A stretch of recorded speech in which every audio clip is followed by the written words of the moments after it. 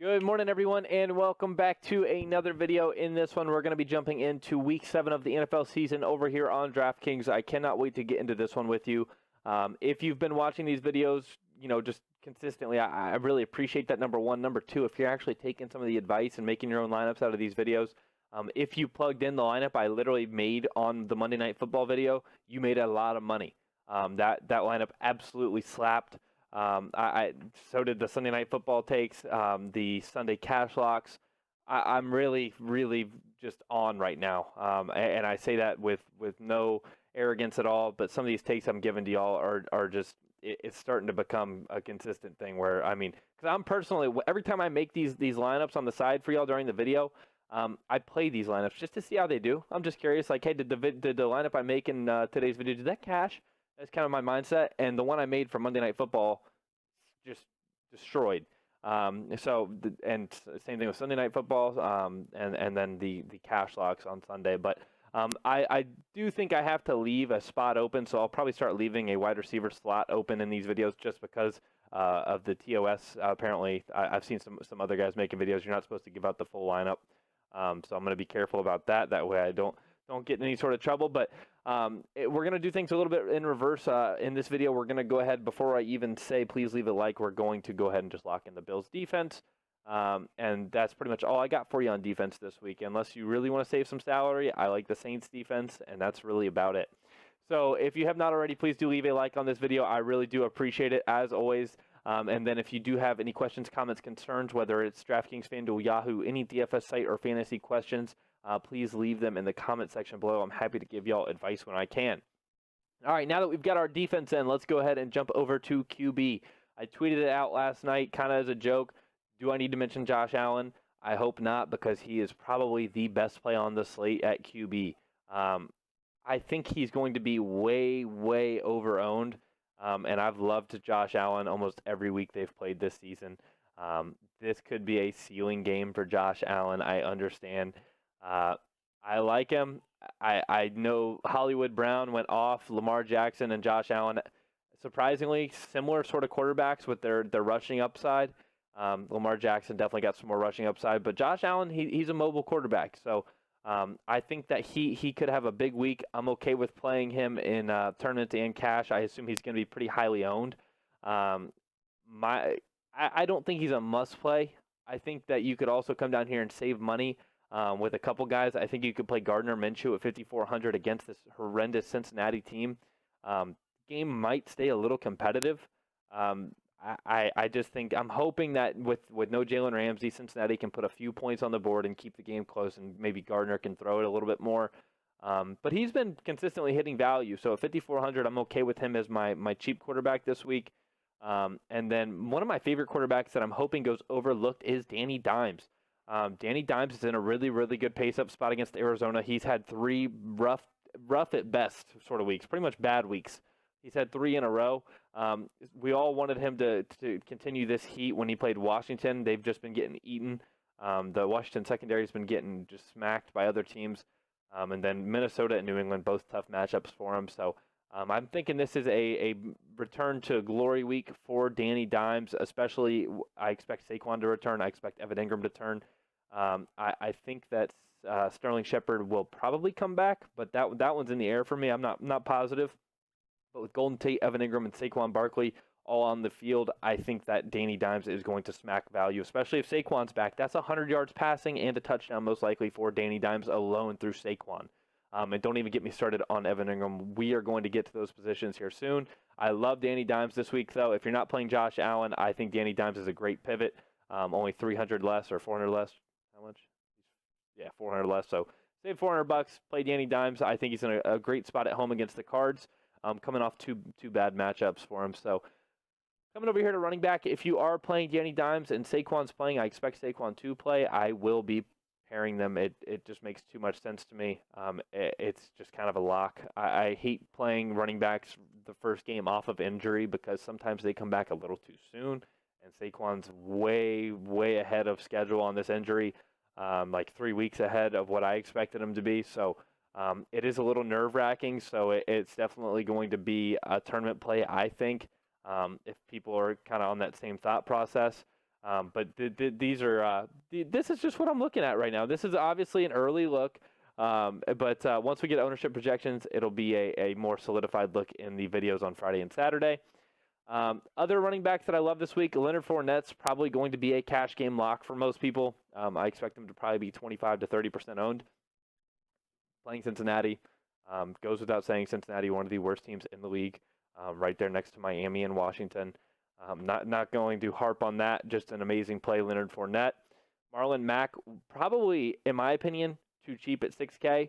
I know he had some inconsistencies this season so far, but the volume's there. And playing against Houston, he's going to have a ton of touchdown upside.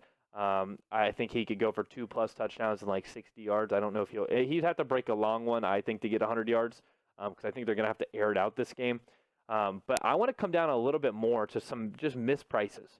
I think these guys are absolutely mispriced, no doubt about it. Number one, Kerryon Johnson at 5,100. I know he did not break out the way I wanted him to against Green Bay. He still did well because of that touchdown. That touchdown kind of saved a lot of our lineups, my lineups. He's just too cheap at 5,100. That's not coming from a Lions fan. That's coming from Ray Charles could see that he is underpriced. It's just not even close. He has ridiculous upside with the volume he's getting. Not to mention 5,100. I mean, that's the cheapest we should see him all season. I don't think he's been below 54 this year. He was 54 the last 2 weeks. He just hasn't put up a 20+ game, which I'm surprised by, honestly. But if we were to plug him in, and then I do want to mention one other running back real quick at 51 or 5K even. Josh Jacobs playing against Green Bay. He had these 3 poor weeks, great week for week 1, and then great week against Chicago, coming off of a bye week. I think they're going to go back to getting him more involved. Playing against this Green Bay defense, he should be able to do what Kerryon Johnson failed to do against this Green Bay defense and just absolutely smack them. I do like Josh Jacobs quite a bit this week. I'm hoping he goes under-owned. I'm hoping people try to pay up at running back this week and then go for some value at wide receiver. That's really all I got for you running back-wise. We'll see where we're at with the flex. Let's skip over to tight end. I already mentioned his name. We're making the kind of an early look lineup. I think this is going to be somewhere that so I'm going to have some exposure to these guys for sure. I don't care what the ownership projections say. These are the guys I'm in love with. They're all in amazing spots. And Evan Ingram, I expect him to play. Pretty optimistic, he says, about his knee. He's playing, I think. So you play tight ends against Arizona. We saw what Austin Hooper did. I talked about Austin Hooper, over 100+ in a touchdown. This Arizona team has not even played a tight end of Evan Ingram's caliber. They've played Hawk week 1, gave up 100+ in a touchdown. Mark Andrews, 100+ in a touchdown. Greg Olsen, I don't think he had 100+, but I think he had 2 touchdowns in that game. Will Dustley had a good game. Tyler Eifert sucked. Austin Hooper did great. That's 5 out of 6 tight ends they've played that are either low end or middle of the pack. I mean, Austin Hooper looks great, so I'll say he's a good tight end right now. But I mean, no, they haven't played an Evan Ingram, Travis Kelce, George Kittle sort of guy yet, or even Darren Waller sort of guy. So I think Evan Ingram is just going to be a lock for me. I'm okay with paying $6,500 for him, especially with this positive correlation we're getting with Danny Dimes and Saquon. Just a really great spot. And then I'm actually really, really high on this game as a whole. I do want to mention my favorite way to run it back is going to be Larry Fitz or Christian Kirk. Larry Fitz is God, he looks young. He looks young. These are some young numbers we're getting out of Larry Fitz. Lowest targets this season was 5 against Seattle. You just can't argue the volume he's getting at wide receiver. And then I don't know where Kirk is price-wise. Christian Kirk, 5K even. That's actually my favorite way. Save the $1,100 off Fitz. Christian Kirk coming back healthy. That's almost a lock for me at 5K. I thought he was 55.6. But I'm running it back with one of the two with this sort of Giants sort of lineup here. It just makes way too much sense to me. That Giants secondary is very weak with DeAndre Baker and Janoris. I think the game could shoot out, and I'm okay with playing Kyler. I'm okay with playing Danny. I prefer Danny Dimes personally, but they're both in pretty good spots. And then if we can fit him, I don't know if he'll fit in this lineup, but Cooper Kupp, I'm hoping people are off Kupp this week. I'm hoping he goes sub 10% owned. Cooper Kupp, I mean, I'm so glad he had a dud week last week because he is in a 6th spot this week against this Atlanta secondary. He's almost a lock for me in most formats. if we can fit him, there's not going to be enough value. We would have to drop off of Ingram or Saquon maybe, but I'm not going to put him in this lineup. But I love Cooper Kupp this week. I think he's a great play. I'm glad he had a dud last week because now he can kind of get back and get back to doing what he was doing. One guy though I also love this week is going to be T.Y. Hilton. He hasn't really done much since those first 3 weeks. I think that he's actually just going to be in a 6th spot. This Houston defense loves to funnel targets to opposing wide receiver ones, and this is probably going to be a shootout sort of a game. Houston's just got way too much power on offense. Indy's going to have to keep up, and T.Y. Hilton's going to be their outlet to do that, I think. But that's also why I like Marlon Mack, because if T.Y. Hilton gets tackled on the 4, the 5, the 6, Marlon Mack is going to probably get that score. But if we were to plug in T.Y., let's go search for some value here we could go for value wide receiver, I guess.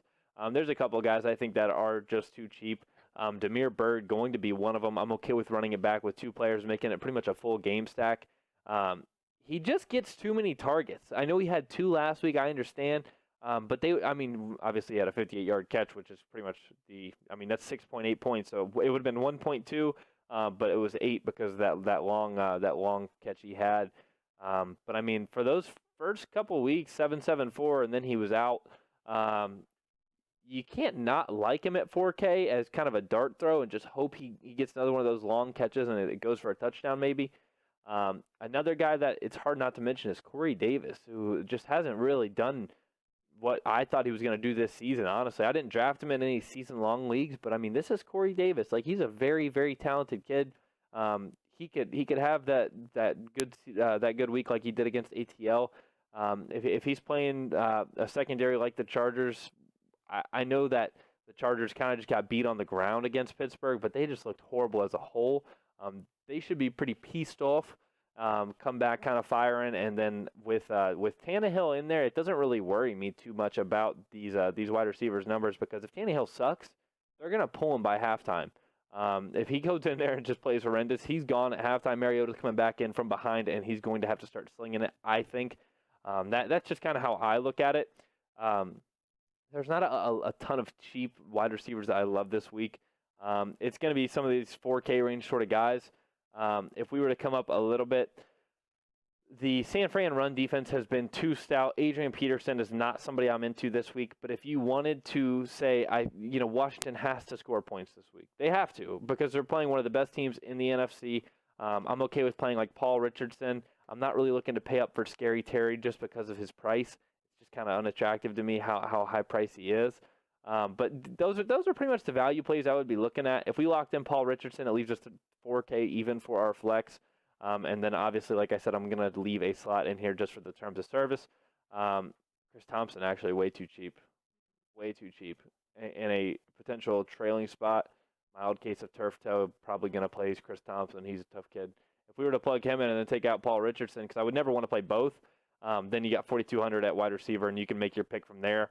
But that's pretty much all. That's all I got for you for an early look. I think it's a pretty strong early look too, though. I really, really like these plays I'm talking about, because I feel like it's going to be pretty much off the chalk, and it's early to call something like that. But I think these guys are going to go pretty overlooked. So I hope that y'all enjoyed this video. I'm going to post the Thursday Night Football Showdown video tomorrow morning. And as always, if you have not already, please do leave a like on this video. The support has been amazing. Good luck to everybody playing the Thursday Night Football slate, the Thursday to Monday slate. I can't wait to get into Week 7 with y'all. And if you have not already, please do go make a free account over here on DFS-Squid. We do have free content. Obviously, my videos are free content, but we want you to go over there, make an account, check out the website. If you have any questions, feel free to DM me. My Twitter's in the description below, or at DFS_Squid on Twitter. Feel free to DM me there. My partners and I share that Twitter, and we are happy to answer any questions you have. So good luck to everybody, and I will see y'all tomorrow morning with a Thursday Night Football Showdown video.